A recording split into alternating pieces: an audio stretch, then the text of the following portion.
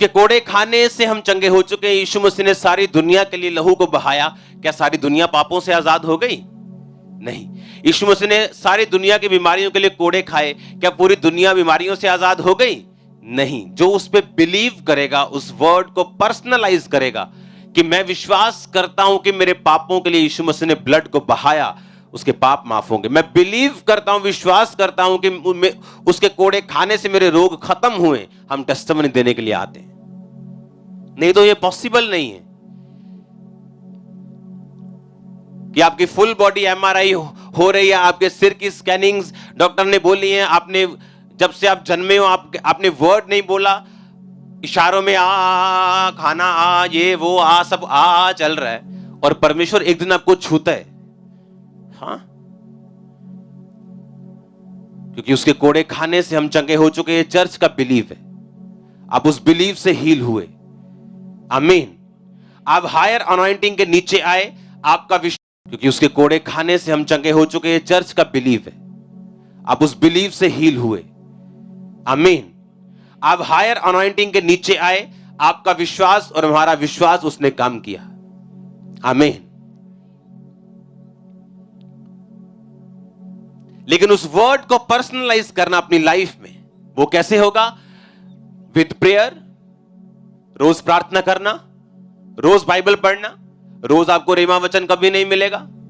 आप बाइबल पढ़ते जाएंगे, पढ़ते जाएंगे, पढ़ते जाएंगे, पढ़ते जाएंगे। एक दिन ऐसा होगा जब एक वर्ड आपके दिल में घुस जाएगा और आपको मालूम होगा ये खास वचन है जो परमेश्वर मुझसे बात कर रहा है कि मैं अपनी लाइफ में आगे बढ़ने के लिए इस वचन का यूज करूं। हालेलुया। इसलिए क्रिश्चियनिटी ये शॉर्ट टाइम, ये सब्जेक्ट नहीं, ये इसमें कोई शॉर्टकट नहीं, ये एक जर्नी है, लॉन्ग जर्नी, जिसमें आपको प्रार्थना, उपवास और बाइबल पढ़ते हुए परमेश्वर के साथ अपने रिलेशनशिप को मेंटेन करते हुए आगे जाना है। तो परमेश्वर नए नए इवेंट्स को, नई चीजों को, नई घटनाओं को आपके सामने से पर्दे दर पर्दे हटाएगा और आप सिर्फ वाओ वाओ ही बोलोगे। वो आपको इंप्रूव करेगा। एवरी वीक, एवरी मंथ आप आगे बढ़ेंगे। लेकिन याद रखो, आपको कुछ ऐसे बेसिक हैं जो आपको पूरे करने हैं। दूसरा राजा उसकी 5 उसकी 1 आयत को मैं पढ़ूंगा।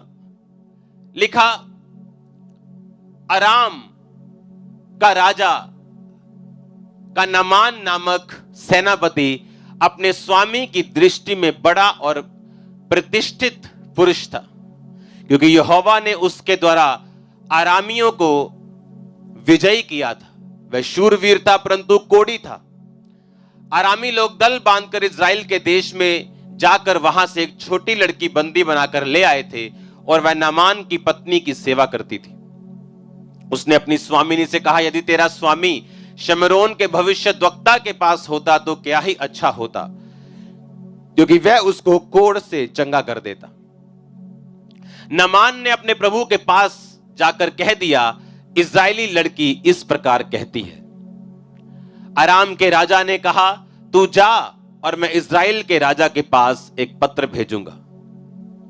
यह कहकर कि कार चांदी 6000 टुकड़े सोना और 10 जोड़ी कपड़े लेकर वो रवाना हो गया और इज़राइल के राजा के पास वह पत्र लेकर गया जिसमें लिखा था, जब ये पत्र तुझे मिले तब जानना कि मैं नामान नामक अपने कर्मचारी को तेरे पास इसलिए भेजता हूं कि तू उसका कोढ़ दूर कर दे।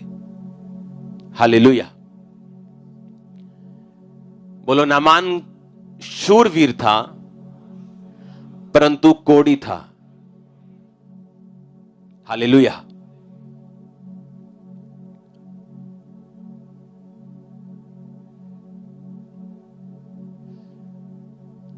आप चाहते हो बिल्ड होना, बनना लाइफ में? अगर आप छोटे में फेथफुल नहीं, वफादार नहीं, आप कभी भी बड़े में फेथफुल नहीं हो पाएंगे। अगर आप 10 रुपए में वफादार नहीं, आपके पास जब 100 आएगा आप कभी वफादार नहीं रहेंगे। अब इसमें जो छोटी लड़की है वो इज़राइल को जानती है कि वो इज़राइली है। उसे हीलिंग के बारे में मालूम है, उसे डिलीवरेंस के बारे में मालूम है, उसे सच्चे परमेश्वर के बारे में मालूम है। और वो कह रही है कि अगर मेरा बॉस किसी भविष्यद्वक्ता के, शमरोन के, किसी खुदा के दास के पास होता तो वह उसको उसके कोढ़ पे हाथ रखता, वो उसको उस कोढ़ से चंगा कर सकता था।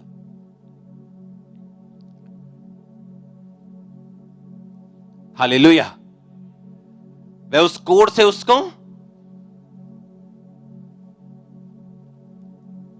और लिखा नामान चांदी सोना राजे की चिट्ठी लेके इजराइल के राजा के पास जाके बोलता है कि ये चिट्ठी आई, और जब चिट्ठी पढ़ता है तो उस राजा ने बोला होता है कि मैं कर्मचारी अपना नामान भेज रहा हूं, इसके कोढ़ को तू चंगा करना। कुछ प्रिंसिपल्स, कुछ बेसिक्स, कुछ बातें ऐसी हैं आपकी लाइफ में, अगर आप उन्हें नहीं अपनाएंगे आप कभी लाइफ में ऊपर नहीं आ पाएंगे।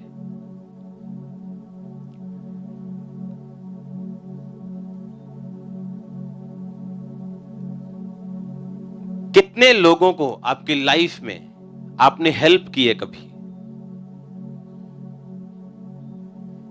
हाथ करने की जरूरत नहीं। अब ये छोटी लड़की कहां पे है इस समय? बंधुआई में नौकरी कर रही है, क्योंकि उसके अपने देश से उसको बांध कर जबरदस्ती लेके आया गया। हाँ या ना? उसकी मेंटालिटी कैसी हो सकती, शैतान कैसी कर सकता है कि अगर तेरा यीशु मसीह जीवित होता, यहोवा जीवित होता, तो क्या तुझे ना बचाता? अगर तेरा परमेश्वर जीवित होता तो तू इस समय नौकरी क्यों कर रही होती, झाड़ू पोछा क्यों कर रही होती? अगर तेरा यहोवा जीवित होता तो तुझे छुड़ा लेता। इसके बावजूद भी उसका फेथ परमेश्वर पर से कम नहीं हुआ था, और उसने कहा अगर मेरा बॉस इजराइल में जाए और वहां पे किसी खुदा का सच्चा दास हो, ये प्रेयर करे, इसका कोड खत्म हो सकता है। फेथ खत्म नहीं हुआ, विश्वास खत्म नहीं हुआ, जबकि उसकी लाइफ में पर्सनली शैतान ने अटैक किए हुए थे। मैं आपको आज फॉर्मूला दूंगा जिसके बिना आप कभी ऊपरले लेवल नहीं आ पाओगे। आप गवाहियां सुन सुन के जाते जाओगे, लेकिन अपनी लाइफ में चेंज नहीं होगा आपका जब तक आप इसे मानेंगे नहीं। उसकी लाइफ में पर्सनली क्या थे? अटैक्स थे कि नहीं? पर उसका फेथ खुदावंद के ऊपर से कम नहीं हुआ था।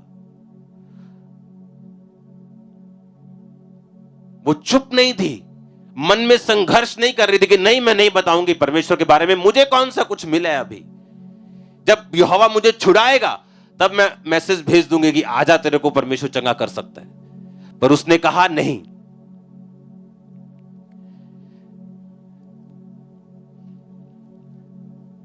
आप जानते हैं, मैं आपको एक टेस्टिमनी देता हूं, लाइव टेस्टिमनी। जिस व्यक्ति के साथ हमने इकट्ठे बपतिस्मा लिया, जिस व्यक्ति के साथ मैं अपना टाइथ देता था, ये 700 रुपया,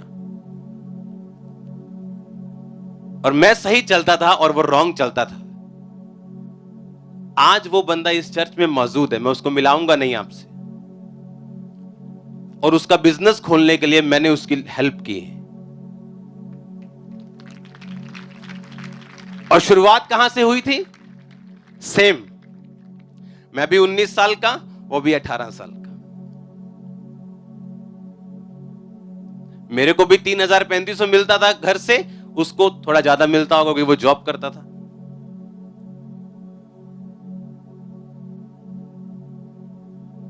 आज वो चर्च में अभी बैठा है मेरे सामने उधर। आप समझ रहे मेरी बात को? जब तक आप प्रिंसिपल्स नहीं अपनाएंगे आपका कुछ नहीं हो सकता। अब उस लड़की ने जब उसकी हेल्प की, क्या वो ऊंची पोजीशन पे बैठी थी?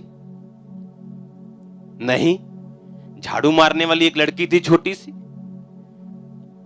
अगर आपने छोटे लेवल से लोगों की हेल्प करनी स्टार्ट नहीं की, आपका बड़ा लेवल नहीं आएगा। आप समझ रहे हो? अगर आपके पास ताकत है कि आप किसी की हेल्प करके, चाहे वो 100 रुपए की क्यों नहीं, आप उसे ब्लेस कर सकते हो, आप उसे बिल्ड कर सकते हो, आप उसे बना सकते हो। अगर आप आज छोटे से नहीं करेंगे, बड़ा लेवल इसीलिए लोगों का कभी नहीं आता। हालेलुया।